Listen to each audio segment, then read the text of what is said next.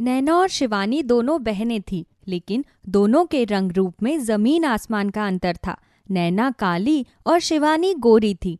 शिवानी को अपने रंग रूप पर बड़ा ही घमंड था। वो हमेशा नैना को उसके काले रंग के लिए ताने देती थी।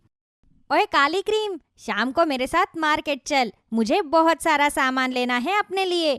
क्या सामान लेना है तुझे? घर में जितना भी राशन का सामान था वो सब कुछ तो हम दोनों ले आए थे।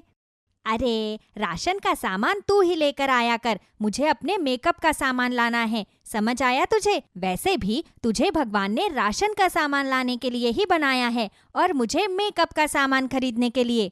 हाँ तो ज्यादा बन मत। भले ही भगवान ने तुझे गोरा बनाया है और मुझे काला, है तो हम दोनों बहनें ही ना।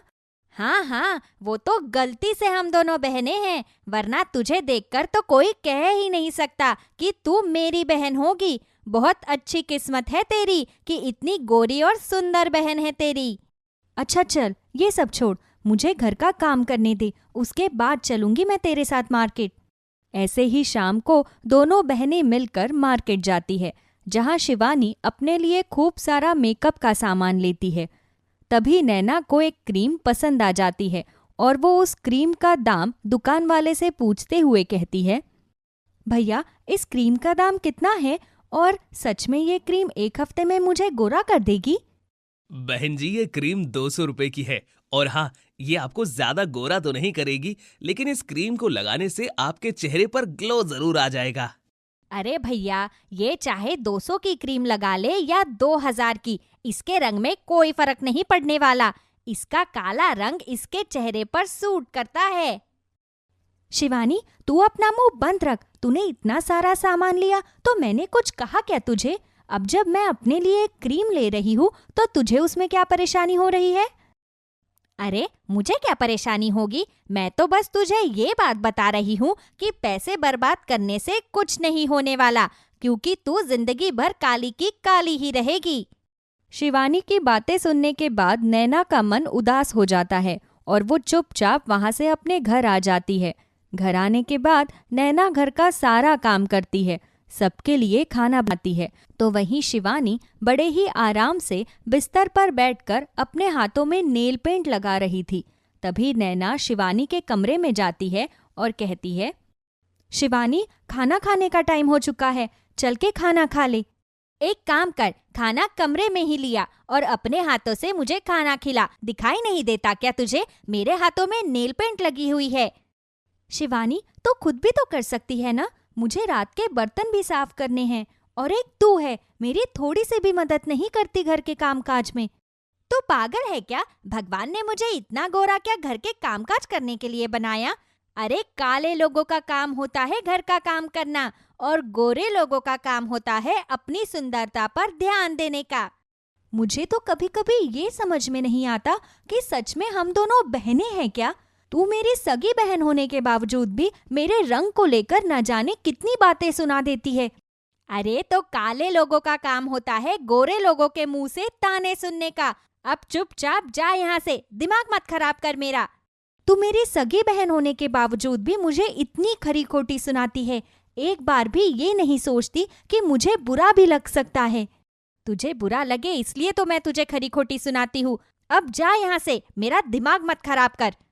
ऐसे ही समय बीता जाता है। एक दिन नैना को देखने के लिए बहुत ही बड़े घर से रिश्ता आता है, लेकिन नैना का रंग बहुत ही ज्यादा काला था, जिस वजह से लड़के वाले नैना की जगह शिवानी को पसंद कर लेते हैं और शिवानी का रिश्ता पक्का हो जाता है, जिससे शिवानी का घमंड और भी ज्यादा 7वें आसमान पर पहुंच चुका था और वो नैना का मजाक बनाते हुए कहती है, देख लिया, इस दुनिया में काले रंग को कोई पसंद नहीं करता।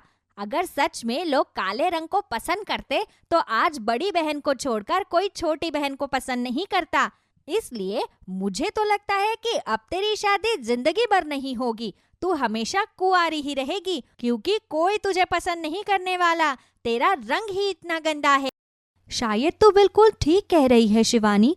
जब भगवान ने ही हम दोनों में इतना भेदभाव किया है तो हम इंसानों से क्या ही शिकायत करें। हम दोनों एक ही घर की सगी बहनें हैं, लेकिन फिर भी भगवान ने मुझे काला और तुझे गोरा बनाया है। ऐसी बातें नहीं करते बच्चों। रंग का क्या है, वो आज नहीं तो कल बदल ही जाएगा। लेकिन इंसान को दिल से अच्छा होना चाहिए। अगर तुम्हारा दिल सुंदर है तो तुम बहुत सुंदर हो। अरे माँ, अब नैना को दिलासा मत दो कि वो बहुत सुंदर है। अब तो मेरा रिश्ता पक्का हो चुका है। कुछ दिनों में मेरी शादी हो जाएगी। अब चिंता करो कि कौन थामेगा इस काली कलूटी का हाथ। माँ, शिवानी बिल्कुल सही कह रही है। तुम भी सोचोगी कि ये मेरी बेटी नहीं बल्कि काला बोझ है, बोझ। नहीं नहीं नैना, ऐसा कुछ भी नहीं है। एक माँ के लिए उसके बच्चे कभी भी बोझ नहीं होते। मैंने तुझे और शिवानी को अपनी ही कोख से जना है, इसलिए मैंने तुम दोनों में से कभी किसी में कोई फर्क नहीं किया। दुनिया का तो काम ही है रंग रूप में भेदभाव करना। अरे माँ, अब बस भी करो। नहीं, मन नहीं, मेरी किस्मत खराब है, क्योंकि मेरे साथ भेदभाव तो भगवान ने किया है। इंसान से क्या ही उम्मीद रखूं मैं। इतना बोलकर नैना रोते हुए घर के आंगन में चली जाती है। तभी वहां एक बैल आता है और वो बैल काफी ज्यादा भूखा था।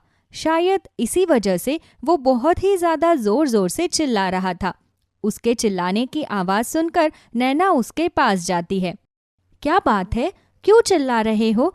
कहीं तुम्हें भूख तो नहीं लगी है ना? तुम तो बेजुबान जानवर हो, अपनी तकलीफ किसी से बांट भी नहीं सकते हो। लेकिन मैं तुम्हें अपनी तकलीफ बता सकती हूँ, शायद इससे मेरा मन हल्का हो जाए। क्या सच में मैं बहुत बदसूरत हूँ? क्या सच में मेरे काले रंग को कोई पसंद नहीं करता? नैना थोड़ी देर तक उस बैल से अपने मन की सारी बातें बोलने लगती है। थोड़ी देर बाद नैना अंदर जाती है और उस बैल को रोटी खिलाती है। रोटी खाने के बाद वो बैल एक साधु में बदल जाता है। बैल को साधु बनता हुआ देखकर नैना हैरान थी। अरे, आखिर ये सब क्या है? घबराओ नहीं बेटा, तुम्हारा बहुत बहुत शुक्रिया। आज तुम्हारी वजह से मैं फिर से साधु बन गया हूँ। मेरी वजह से? आप कहना क्या चाहते हैं बाबा? दरअसल मुझे किसी दुष्ट जादूगर ने अपनी बुरी शक्तियों का फायदा उठाते हुए एक बेजुबान बैल बना दिया था। बैल बनने के बाद मैं बहुत ही ज्यादा परेशान हो गया था, जिसके बाद इन सब से छुटकारा पाने का सिर्फ और सिर्फ एक यही रास्ता था कि अगर कोई इंसान सच्चे दिल से मेरी तकलीफ को समझते हुए अपनी तकलीफ मुझे बताए और मेरी मदद करे, जैसा कि तुमने मेरे साथ किया, और आज मैं तुम्हारी वजह से फिर से साधु बन पाया।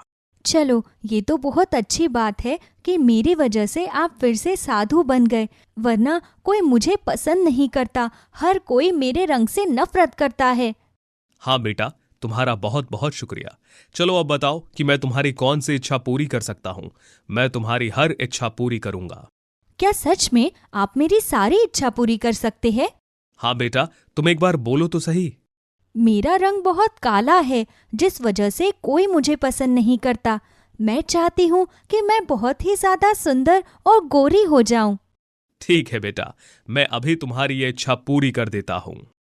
साधु अपने मन में मंत्रों का उच्चारण करने लगते हैं, जिसके बाद वो नैना को गोरा और सुंदर बना देते हैं। पूरे शहर में नैना जितना सुंदर कोई भी नहीं था। अपना सुंदर चेहरा और रंग रूप देखकर नैना बहुत खुश थी। तो वही शिवानी को अपनी ही बहन से जलन होने लगती है। ये क्या, रातों रात ये काली क्रीम इतनी गोरी कैसे हो गई? मुझे तो अब इसकी सुंदरता देखकर गुस्सा आता है। दिल तो करता है कि अपनी ही बहन को जान से मार दूं। अब हर कोई नैना की ही सुंदरता की बातचीत किया करता था। ये देखकर शिवानी को मन ही मन अपनी बहन से जलन होने लगती है। ऐसे ही अब शिवानी के ससुराल वाले शिवानी से रिश्ता तोड़ नैना से रिश्ता जोड़ने की बात करने के लिए नैना और शिवानी के घर आते हैं, जिस पर नैना शिवानी के ससुराल वालों से कहती है, मुझे आप जैसे छोटी सोच वाले लोगों से कोई रिश्ता नहीं जोड़ना, जिनकी नज़र में रंग रूप ही सब कुछ है। मैं उन लोगों से कोई रिश्ता नहीं रखना चाहती। अरे बेटा, हम बहुत अमीर हैं, हमारे पास किसी भी चीज की कोई कमी नहीं है। अगर तुम हमारे घर में आ जाओगी तो राज करोगी, राज। वैसे भी तुम तो अपनी बहन शिवानी से भी बहुत ही ज्यादा सुंदर हो गई हो, इसलिए हमारे घर में आने लायक तो तुम ही हो। सबसे पहली बात तो ये कि शिवानी मेरी बहन है और मैं अपने बहन के खिलाफ एक शब्द नहीं सुन सकती। मेरी बहन अभी भी बहुत ज्यादा सुंदर है, इसलिए आपकी औकात ही नहीं है कि आप मेरी बहन को शादी के लिए मना कर सके। इसलिए हाथ जोड़कर आप लोगों से विनती है कि आप लोग यहाँ से चले जाइए। नैना की बातें सुनने के बाद शिवानी को खुद पर शर्मिंदगी महसूस होने लगती है और वो नैना से हाथ जोड़कर माफी मांगती है और कहती है, नैना, मुझे आज खुद पर बहुत शर्मिंदगी महसूस हो रही है। भले ही भगवान ने मेरा रंग गोरा बनाया हो, लेकिन मेरा मन बहुत काला है। शुरू से लेकर अब तक मैंने हमेशा बुरा ही सोचा है। और एक तू है, जब तेरा रंग काला था तब भी तू लोगों के लिए अच्छा ही सोचती थी, और जब तेरा रंग गोरा हो गया है तब भी तू लोगों के लिए अच्छा ही सोचती है। इससे ये समझ में आता है कि इंसान के रंग रूप से कोई फर्क नहीं पड़ता, फर्क पड़ता है तो उसके मन से। हाँ, तू बिल्कुल सही कह रही है। सुंदरता का क्या है, उम्र के साथ ये भी एक दिन ढल जाएगी, लेकिन इंसान का मन हमेशा उसके जीवित रहने तक जिंदा रहता है। इसलिए इंसान को दिल से और मन से अच्छा होना चाहिए, ना कि बाहरी खूबसूरती से। शिवानी को अपनी गलती का एहसास हो जाता है और वो अपनी बहन से माफी मांग लेती है, जिसके बाद से वो दोनों बहनें आपस में कभी भी रंग रूप को लेकर लड़ाई झगड़ा नहीं करती। चल चल काले काले बैंगन, काला मोटा बैंगन चला आता है कहीं से भी, बेडौल कहीं का, कभी इधर डोलता है कभी उधर डोलता है। मुझे देखा है मैं कितना सुंदर हूँ, मेरा रंग देखा है कितना प्यारा है, तेरा तो कोई सब्जी भी खाना नहीं पसंद करता। तुम बहुत घमंडी हो, तुमने मुझे काला बैंगन कहा। हाँ मैं बैंगन हूं तो क्या हुआ, लेकिन मैं बहुत लोगों की पसंद हूँ, मुझसे अच्छी सब्जियां भी बनती हैं। एक दो लोग मुझे पसंद करते और मुझे देख मेरी सब्जी बनती है, मेरी बर्फी बनती है, मेरी मिठाइयाँ बनती हैं। मैं सेहत के लिए इतना अच्छा हूँ कि लोग बाग मुझे सुबह सुबह पीसकर पीना पसंद करते हैं। मैं उनके दिल का ख्याल रखता हूँ। सभी सब्जियों के बीच में बैंगन को अपने बारे में ऐसा बुरा बुरा सुनकर बहुत बुरा लग रहा था कि तभी वहां पर एक बड़ा सा कद्दू आता है और उन दोनों को डांटकर चुप करा देता है। लेकिन उसके बाद सारी सब्जियां देखती हैं कि काला बैंगन हमेशा चुपचाप इधर उधर सबसे हटकर बैठने लगा है और हमेशा गुमसुम और चुपचाप रहता है। एक दिन भिंडी उसके पास जाती है। अरे, तुम उसकी बातों का बुरा क्यों मानते हो? तुम्हें तो पता है वो हर किसी को उसी तरह ही छेड़ता रहता है। नहीं, उसने जो कुछ भी कहा वो बिल्कुल सही है। मैं बहुत काला हूँ, मैं कितना गंदा लगता हूँ, कोई मुझे पसंद नहीं करता। तो तुम एक काम करो, कुछ दिन के लिए पृथ्वीलोक पर चले जाओ, वहां किसी की मदद करो, शायद तुम्हारा मन अच्छा हो जाए। हाँ, शायद तुम सही कह रही हो। मुझे थोड़े दिनों के लिए जादुई दुनिया को छोड़कर कहीं दूर जाना चाहिए। यहाँ पृथ्वी पर राजू एक बहुत ही गरीब बच्चा था। उसके दादा दादी दोनों बहुत मेहनत करते, लेकिन फिर भी उनके घर में गुजारे के लायक ही कुछ हो पाता था। उनका घर दिखने में बहुत ही छोटा और गंदा था। टूटी फूटी झोपड़ी, छोटा मोटा सामान, एक टूटी हुई चेयर और एक नीचे गंदी सी बची हुई दरी, जिस पर राजू ने अभी एक कागज लगाया हुआ था, और चारों तरफ इधर उधर से चुगे हुए छोटे छोटे रंग की डिब्बियां थी। आज मैं सब्जियों के राजा का फोटो बनाता हूँ, वो गोल गोल बैंगन जिसके सर पर हमेशा हरे रंग का ताज होता है। तब तक दादा दादी भी घर आ जाएंगे। राजू के माता पिता नहीं थे, वो अपने दादा दादी के साथ रहता था। दादा दादी बहुत ही बीमार और कमजोर थे, लेकिन फिर भी वो काम पर जाते थे क्योंकि उन्हें राजू को पालना था। राजू ने जैसे ही चित्र पूरा किया, उस पेपर पर बैंगन आ गया। एक ताजे काले बैंगन को देखकर राजू चिल्लाने लगा। कौन हो तुम? कौन हो तुम? यहाँ कहाँ से आए? मैंने तो चित्र बनाया था। तुमने ही मुझे बनाकर बुलाया है और अब चिल्ला रहे हो। मुंह बंद करो अपना और मेरी बात ध्यान से सुनो। बैंगन के इस तरह बोलने पर राजू शांत हो जाता है। फिर जादुई बैंगन उससे बोलता है। अरे कैसे लड़के हो, खुद ही चित्र बना रहे थे कि सब्जियों के राजा का चित्र बनाता हूँ, और जो चित्र बनाया है और मैं आ गया तो चिल्ला रहे हो। सुनो, मैं एक जादुई बैंगन हूँ। क्या सचमुच में तुम जादुई बैंगन हो? हाँ हाँ, मैं सच में ही जादुई बैंगन हूँ और मैं सब्जी की जादुई दुनिया से आया हूँ। और तुम्हारा घर कितना गंदा है, मैं कहाँ बैठूं? तभी राजू उसके लिए एक जगह साफ करता है। बैंगन वहां जाकर बैठ जाता है। उफ, कितनी बुरी बात है। तुमने अपने घर को कितना गंदा बना रखा है, और तुम अकेले क्यों हो? तुम्हारे घर के बाकी सदस्य कहाँ पर हैं? राजू एकदम से चुप हो जाता है और हाथों पर लगे हुए रंगों को हाथों से ही छुड़ाते हुए जादुई बैंगन से रुआंसी आवाज में बोलता है। मेरे दादा दादी बहुत बूढ़े हैं, वो लोग बाहर काम कर कर आते हैं तो बहुत थक जाते हैं, इसलिए घर का काम इतना नहीं कर पाते। और मैं तो अभी छोटा हूँ, मुझे तो कोई काम आता ही नहीं है। और तुम्हारे माता पिता कहाँ पर हैं? वो तो भगवान के पास हैं। दादी कहती हैं कि भगवान ने उन्हें अपने पास बुला लिया है, अब वो कभी वापस नहीं आएंगे। ये सुनकर जादुई बैंगन को बहुत बुरा लगता है। तभी उसके दादा दादी घर आते हैं। दादी आ गई, दादा आ गए। कैसा है राजू? परेशान तो नहीं हुआ बेटा? रुक, थोड़ी देर आराम कर लूं, फिर तेरे लिए खाना बनाती हूँ। जादुई बैंगन देखता है कि दोनों काफी बूढ़े हो चुके थे और उन्हें अच्छे से दिखाई भी नहीं दे रहा था। क्यों रे राजू, ऐसे क्यों खड़ा है? क्या हो गया है? राजू हाथ के इशारे से बैंगन की तरफ दिखाता है। ये बैंगन कहाँ से ले आया?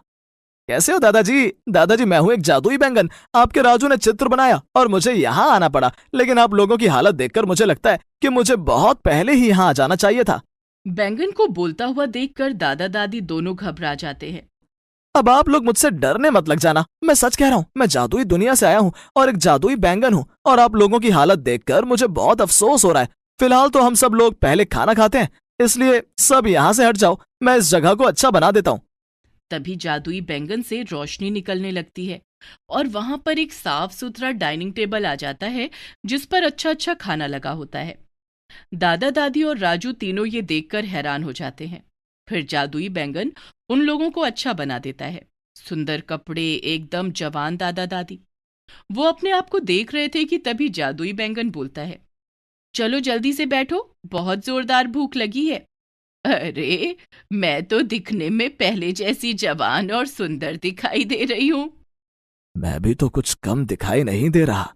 मेरे जवान दादा दादी, मेरे जवान दादा दादी। बस तुम लोग इतने से खुश हो गए? चलो पहले खाना खाओ, फिर तुम्हें मैं जादू दिखाता हूँ। सभी लोग हंसकर खाना खा रहे थे। तभी बातों बातों में जादुई बैंगन दादा दादी से पूछता है कि अगर उन्हें एक सुंदर घर चाहिए तो कहाँ पर होना चाहिए। तो दादी कहती है, समुंदर के पास होना चाहिए, ताकि मैं रोज समंदर को देख सकूं। हाँ हाँ, कितना अच्छा होगा। पर मैं वहां पर फिशिंग कर सकूंगा, और मैं अपने दोस्तों के साथ समुद्र किनारे खेला करूंगा और बहुत सारे मोती इकट्ठे करूंगा।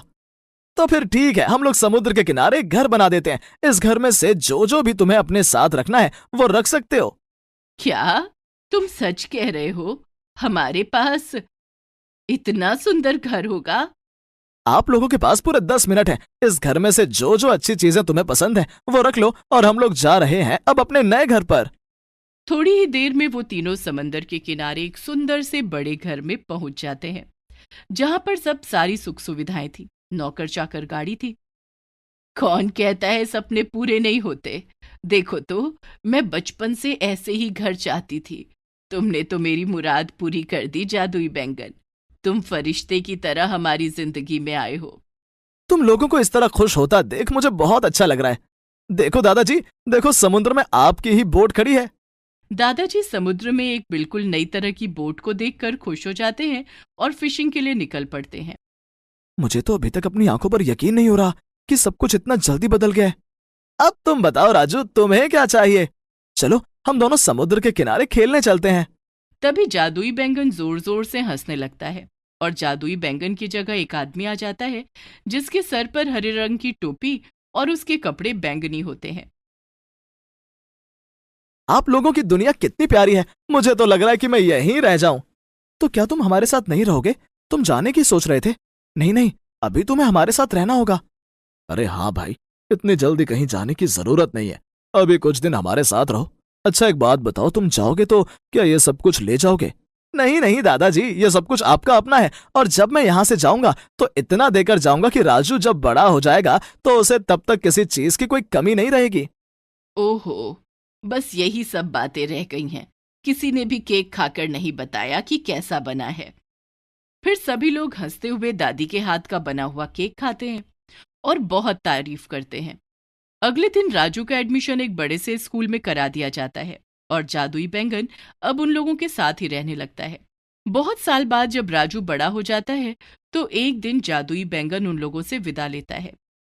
मैंने बहुत साल इस पृथ्वी पर निकाले हैं, अब मुझे अपने देश वापस जाना है। तभी दादी हाथ में एक प्यारी सी हरे रंग की टोपी लेकर आती है जिस पर सुंदर सुंदर रंगों से और हीरे जवाहरात से कारीगरी की गई थी। ये मेरी तरफ से तुम्हारा इनाम। तुम सचमुच में सब्जियों के राजा हो। ये सुनकर जादुई बैंगन झूम जाता है और घूम घूम कर अपनी दुनिया में चला जाता है और दादा दादी राजू पृथ्वी पर खुशी खुशी रहने लगते हैं।